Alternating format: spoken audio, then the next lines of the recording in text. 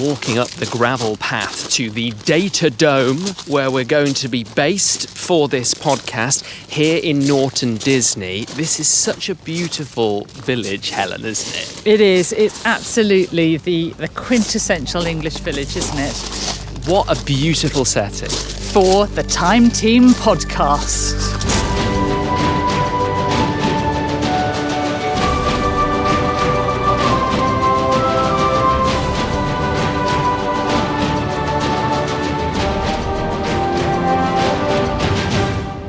Hello and welcome to Norton Disney. And, well, it's not raining, Helen. It's the first thing to say. I just assumed it would be rain and it would be awful.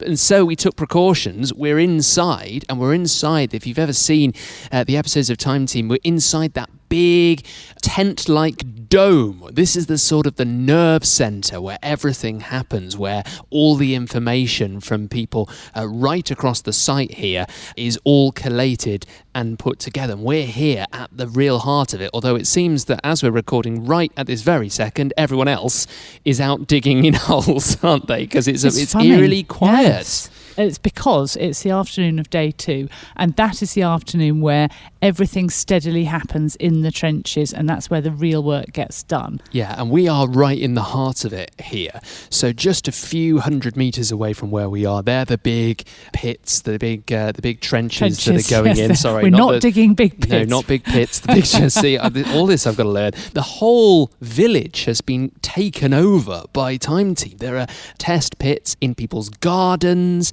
There are people walking up and down with trowels all over the place and scratching their beards and trying to work out what's going on. So all of that will be explained when you are able to see this on YouTube.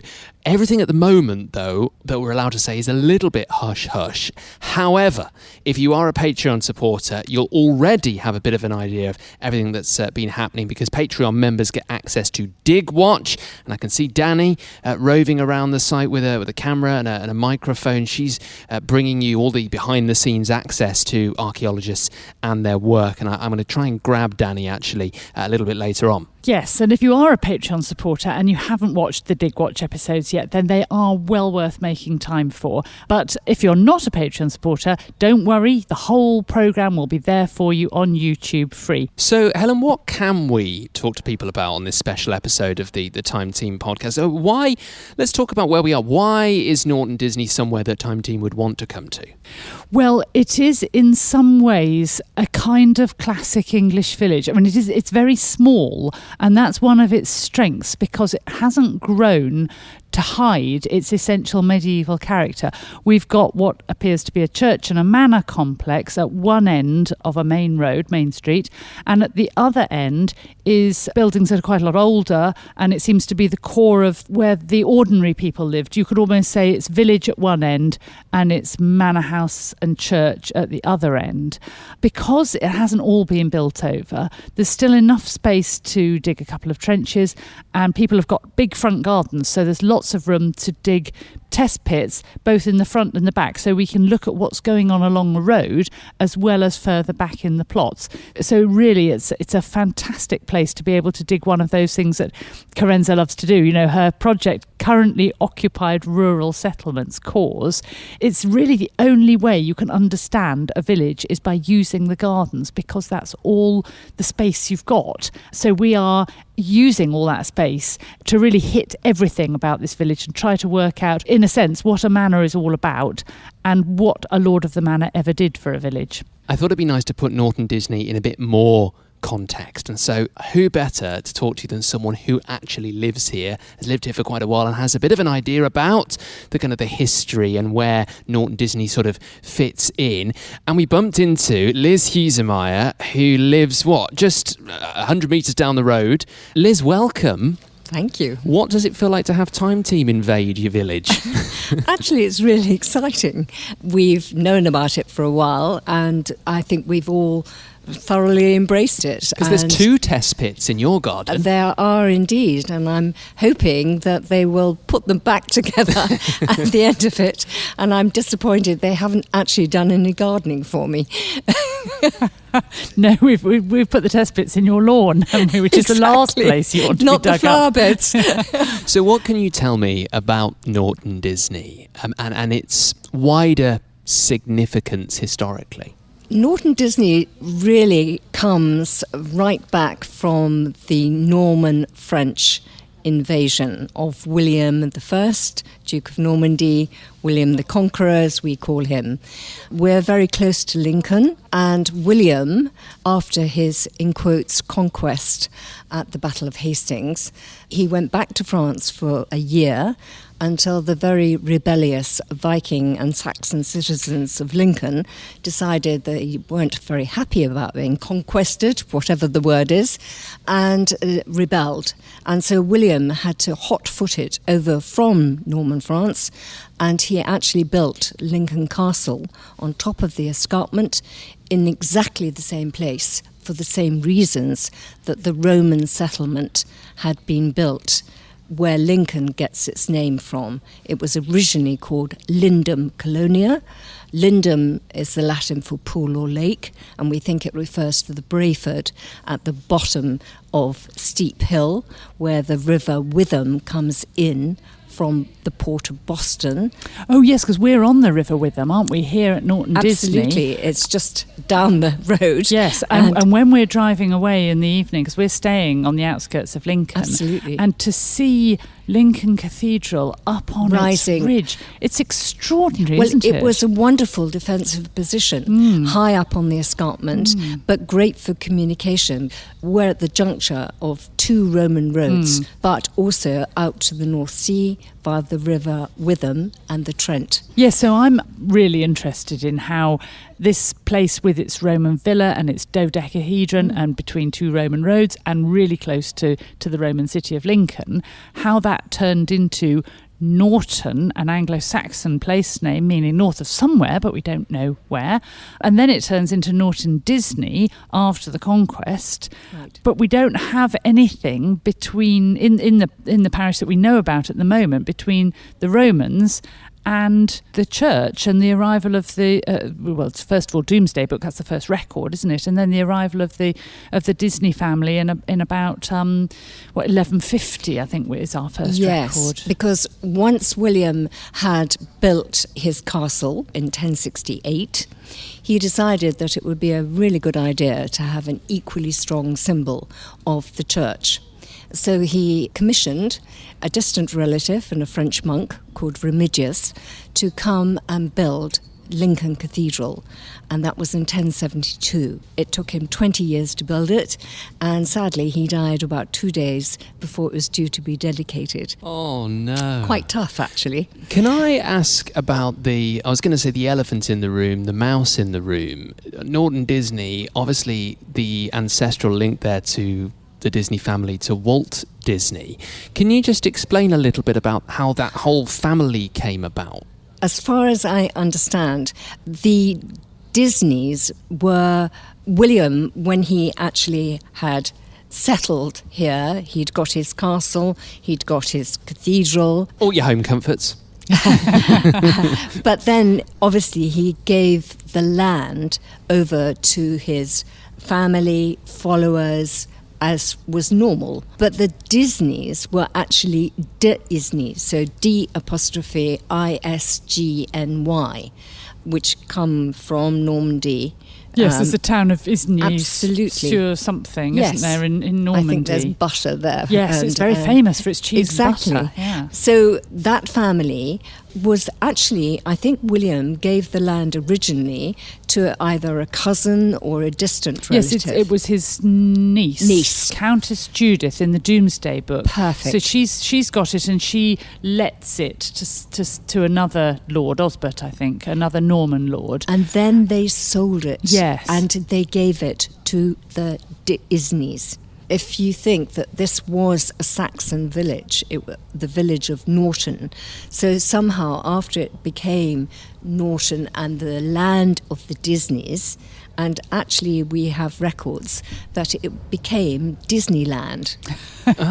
Yes. So when people ask us, where do you live? We often say, we live in Disneyland. Yes, the And original it's, Disneyland. Technically, it's absolutely correct. Walt Disney, he came to the village in about the 1950s to try and find his heritage. Yes, he was over here doing some part of the Treasure Island film, and he thought he'd pop over to Norton Disney Absolutely. to have a look. And last year we had the centenary of the Disneyland Corporation. And so that's why Norton Disney was again very much on the television fame and fortune. We think that the castle and the logo on the opening of the Disney Corporation films actually comes from Norton Disney, from the church. Yes, because in the church there are effigies with the Disney heraldry on them, Yes, aren't there? And the shield has Yes. three lions. They're not the same as the three lions of No, they're England not. because they look in a slightly different direction, and they would have been a different colour. They're so perfect for as anybody thinks of heraldry, they often think of the arms lions of of England. England. Yes, Mm. and so they would have really caught his eye and made a perfect match for kind of fantasy heraldry. And it's amazing because every time you see a film and the opening bit, you see a sort of pennant flying on top of the castle, and it's got the three lions. You know, I've never bothered to look, but I Well- will now. So Walt Disney very much is part of this unique village's history, and that is what we intend to find even more about, not the Walt Disney bit, but the history of this amazing village in the episode of Time Team that you'll be able to watch on YouTube. Thank you very much, Liz, for telling us all about Norton Disney, but I suppose we better let you get back to your test pits, because you're only about, you're about 40 centimetres down, I think. So goodness knows what you might find a bit further down. Well, it's been an absolute pleasure, and we'll keep digging.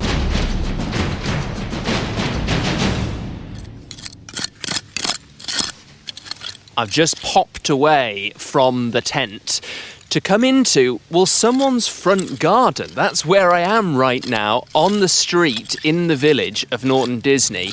And here is, well, this is a test pit, and we've got a few volunteers here who are working away at it. Penny, Sean, Pat and Florence are here. Sean, let me come to you first of all. What's going on here? We're just taking the first layer of turf off, and we're down to our first layer of contact. So we're just scraping back, trying to get down to 10 centimetres to clean it up and just see what we can see.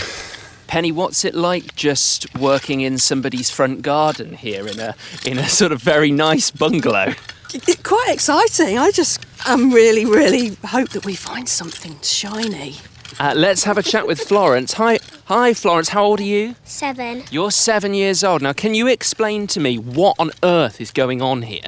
We're looking for things from maybe a bit in the past, and things like pots, broken bits of pots, and maybe even some brick or something.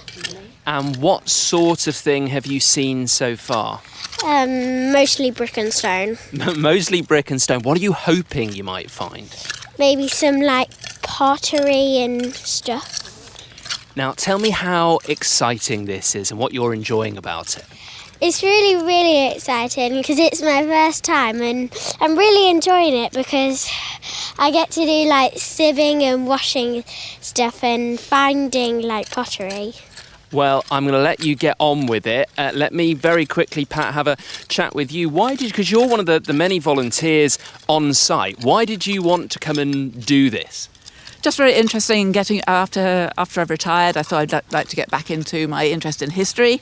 So this is all about trying to find the medieval village of Norton Disney, really, and seeing how extensive it was. And it's very community feel as well. Lovely meeting people and having those relationships over history.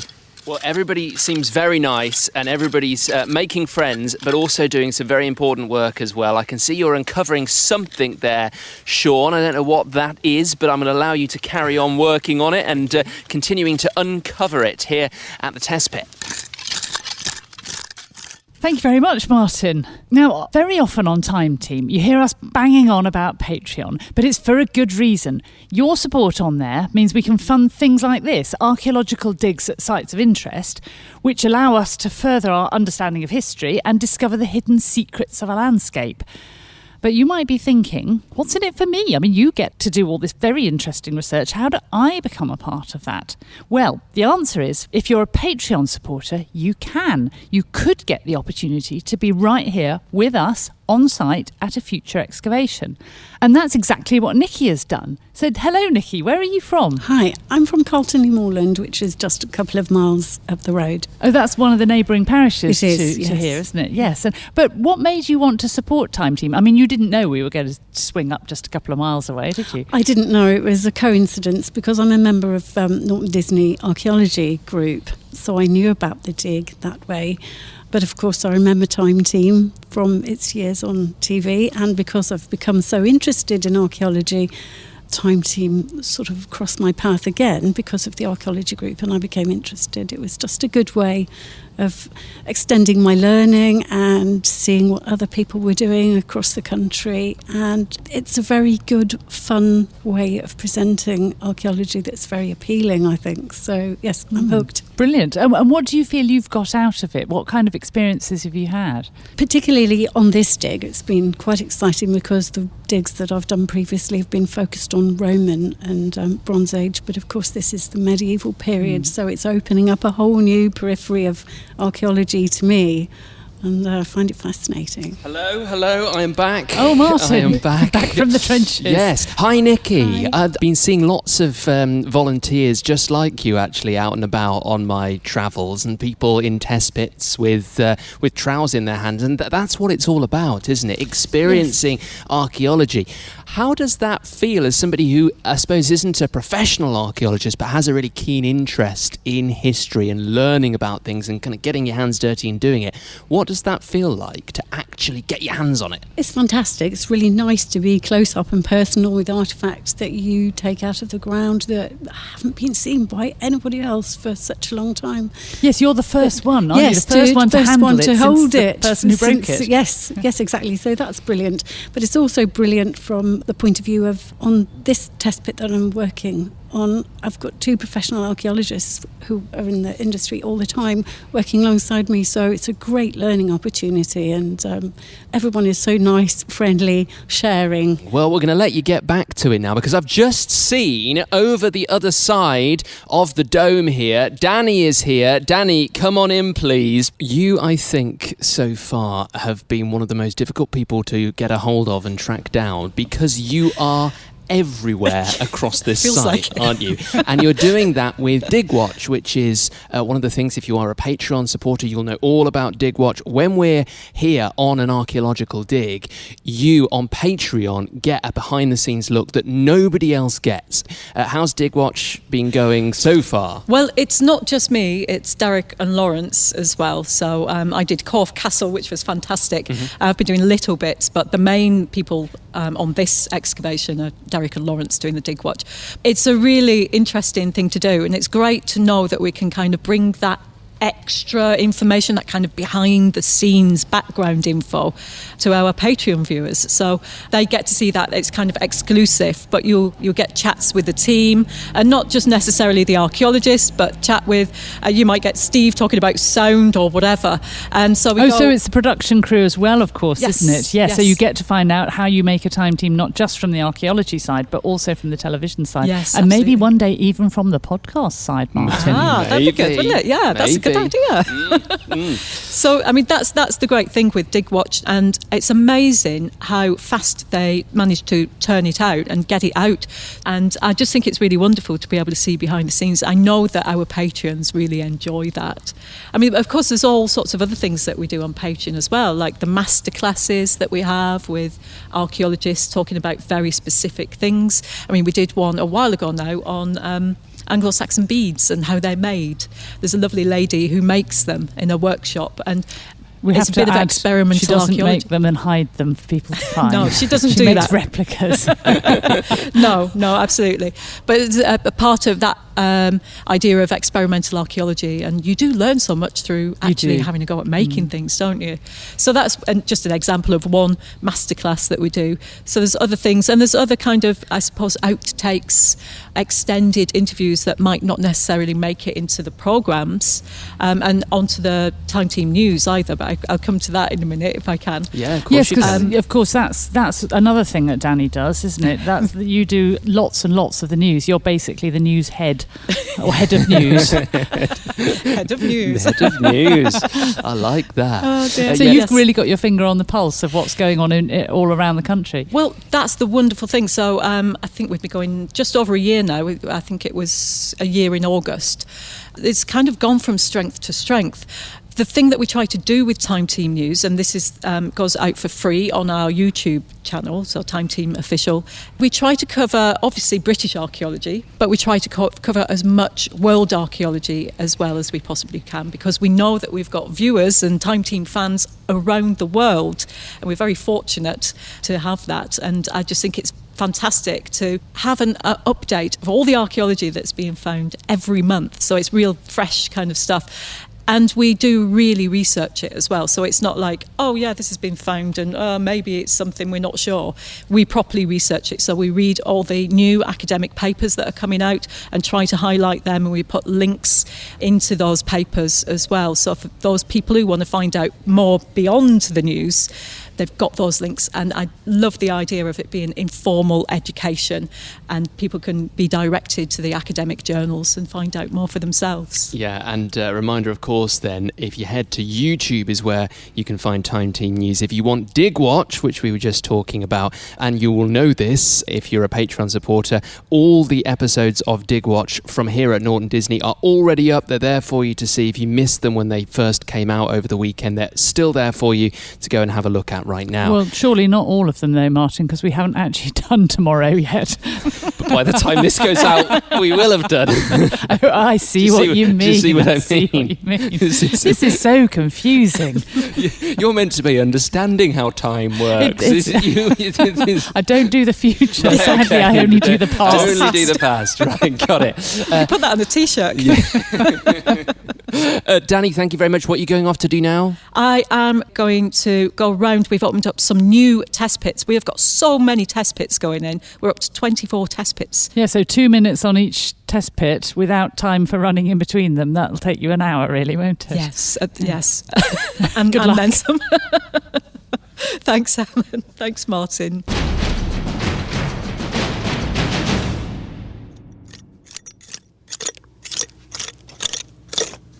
I've come about 100 metres away from the marquee to the trench, one of many trenches actually that's being dug, and it's huge. It's absolutely enormous. It's probably about, 15 metres long and a couple of metres wide. And over the other side of the field here, I can see the digger is excavating another trench there. There's somebody walking around with a metal detector. In fact, I think I can see 2 or 3 people walking up and down with metal detectors. So it really is all go here. So I feel a bit bad interrupting Hilda and Chris. Hello. Hello. How's it going? Yeah, good. Just digging a very big hole, basically, which is always good. I mean, that's the life of an archaeologist, isn't it? Chris, what sort of things have you been doing so far? Lots of mattocking, lots of shoveling, trying to get down as deep as we can in these features, and lots of stone removal. It's just the two of you in this massive trench, and presumably there's a lot of stuff that you need to get out the way. It's a lot of sort of hard physical labour. How do you do it quickly whilst also making sure that you're doing it properly?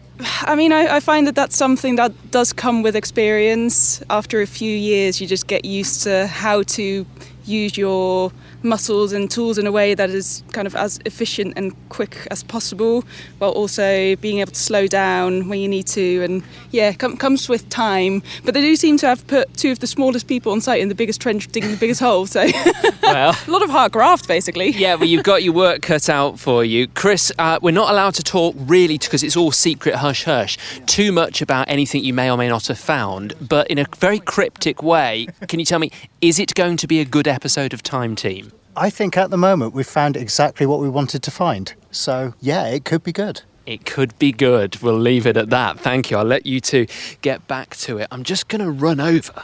Let me just do this now quickly. I'm running across a field, and I'm going to run over and see if I can have a chat with somebody who's got a metal detector in their hand and is looking into a very small hole that they probably have dug after finding something with a metal detector. Can I come and just join you for a second? Would that be all right? Hello, what's your name? Warren. Hi, Warren, and you've had a metal detector in your hand. You're now on your hands and knees, you're looking into a hole. Yeah, that's correct. I mean, it's quite a deep target, so it's taken a bit of effort to get down there. But so far to date, I've had a rusty old nail. Okay. Looks like it's possibly handmade because it's sort of square in shape.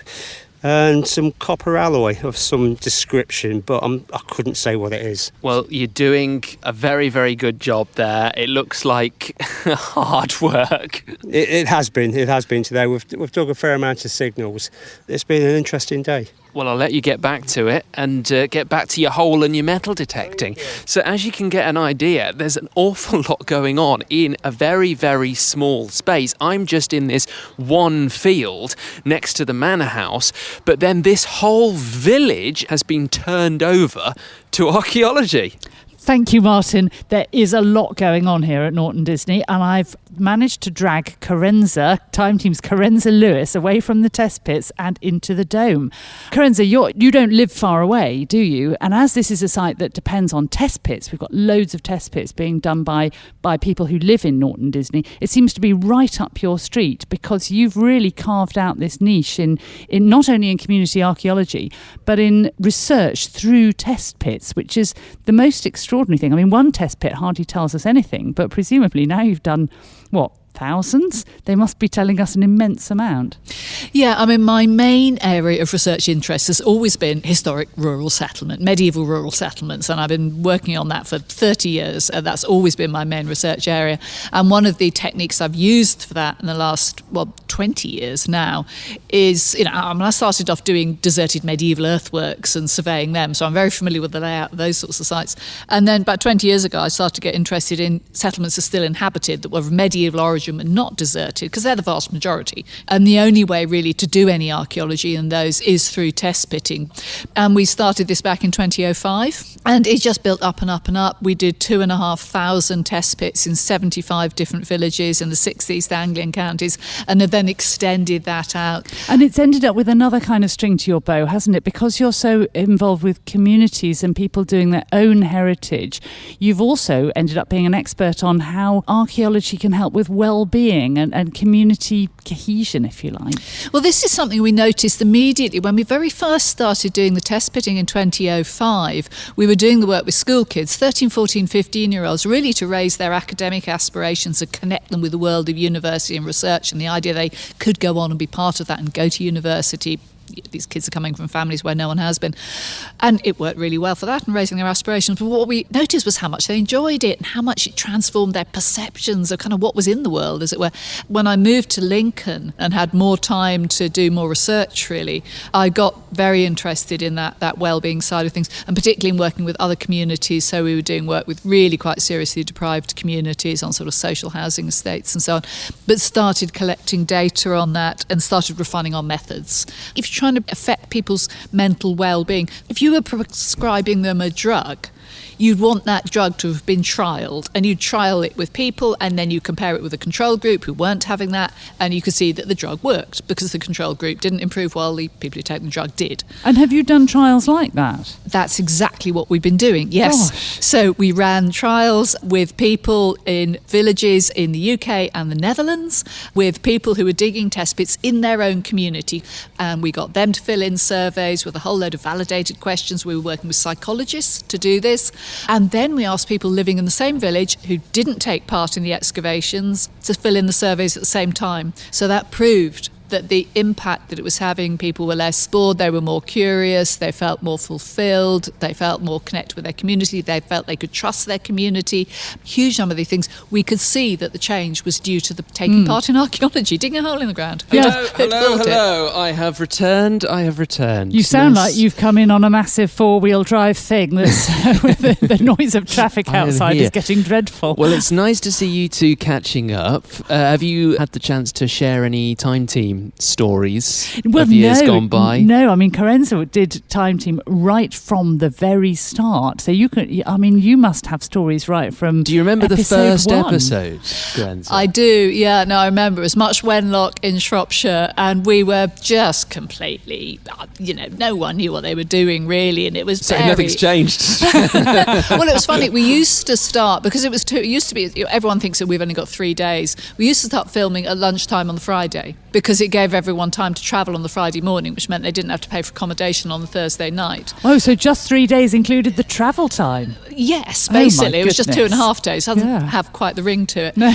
But the first one, and it was hilarious, Mick Aston had decided, who had done a bit of TV and felt he knew what he was doing, he decided it would be a good thing if he brought along a few bottles of wine at lunchtime to kind of relax us. Oh, great. So we all had a couple of glasses of wine at lunchtime, and we had that awful first scene around the table. It was so clunky, the first series. And they said, well, what are you going to say? You're each going to say in turn what you're going to do. And it's such an artificial thing. And of course, we kept making mistakes because we were slightly too many glasses of wine probably at lunchtime. And we also, what we hadn't really grasped was the fact that what you can't do is change what you're going to say. So if I say something and then Helen says something, you say something really intelligent and thoughtful, which highlights something that I should have said in mine. What I can't do is then say it. And it took ages to do this. And then, of course, at the end of that first shoot, there was the people who we'd started doing the first trench in their garden. They'd hoped the manor house was in their garden. It turned out to be in the neighbour's garden. And Tony did this final piece to the camera, which said, well, we thought we'd find the test bit here, but it just turned to be a load of old cobbles and a dead dog. And the people who'd been told they got a load of cobblers and a dead dog or something were horrendously upset and offended. So it all went terribly wrong, really. And so really, if you watch that first episode, go back and watch it again, I think people are going to watch it with new eyes. I'm going straight home to watch that. So. Yes. I think so. Well, this has been very, very good fun, I think, Helen, hasn't Absolutely. it? We've had a really, really good time. We've got some questions from people on Patreon, and maybe, Carenza, you might want to stick around for this because you might be able to help Helen answer these. Thank you so much if you got in touch on Patreon. You can do that right now. You can ask a question, just leave a comment or drop us a direct message with a question for a future edition of the podcast. Before we get into the questions, Helen, I just want to say there's been a lot of love for your idea or our idea of you doing an audio book. so we need to work on that. That's the idea. It's going to keep going. This question comes in from Richard Yost, who says, do archaeologists study how things get covered over and at what rates? Floods, major earth movements, new buildings and destruction of existing buildings seem obvious, but what about, for example, how and why Roman villas or Second World War items get covered over in fields, often seemingly in only a few decades? Is there a specialisation regarding deposition of layers? And this sort of touches on what we were talking about in the last episode. Yes, but there is actually a specialisation which is called taphonomy. Is this something you've ever got into, Carenza? Yeah, I mean, site formation process, you should say taphonomy to give it its proper name, as it were, is a basic part of archaeological process. How does something come from being in the present to being in the archaeological record? I get asked this so often about how does stuff come to be buried? I often say, if you think about almost any situation, if you have a garden and leave a pile of leaves this is exactly in a what corner, we were saying, isn't it? Yeah, it builds up and up and up as sort of the leaves and well, everything. It kind of rots down because you obviously get the sort of worms will come in and eat it, and when you come to move that pile of leaves 6 months later, you'll find a bit of soil underneath it that's kind of just appeared because the worms have processed that. In a field you'll get grass will grow up and then die down. Each year it does that.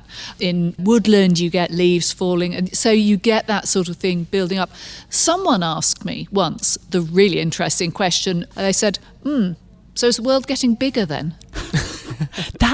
That's what's so great about questions, because you haven't thought about it until someone asks you that question. So do please keep writing in with your questions. It is just so important. Got two questions that are sort of on a similar theme here, so we can answer them together. One's from Chris Delangio, who says, not being from the UK, I found Time Team episodes during the pandemic. Very nice. My question to Helen and Carenza is, can you talk about some of your experiences when you were just a digger before you became one of the show experts? One of my early favourite memories of you, Helen, in an episode has to be when Tony playfully called you Queenie. Do you remember this? After telling him yellow isn't your colour. Thank you for bringing us this wonderful history to my home in America. Very nice to hear from you, Chris. And Anthony, similar subject, says, I'd like to know how Helen got into archaeology and about her early career. You start then, Helen. How did you become an archaeologist and become an expert in your field? Well, I left school and I didn't know what I wanted to do. I got a job on a government training scheme, learning how to type and to do admin. And it wasn't a tremendously interesting job, I have to say. Every lunchtime I used to go up to Bath Library and I would get out a book. And a lot of the books were, well, I liked biographies of kings and queens and other historical books and so on. And I got to the end of a shelf of history, and on the next shelf down, it was archaeology.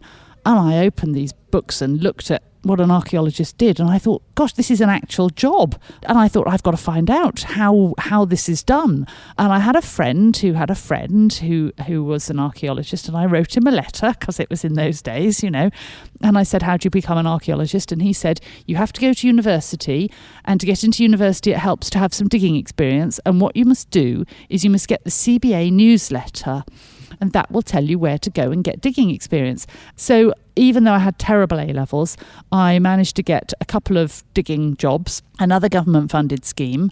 I did all the walking over lumps and bumps in the landscape that I possibly could. I read all the books I possibly could, and I did finally manage to get into university. So that's how I started. And how about you, Carenza?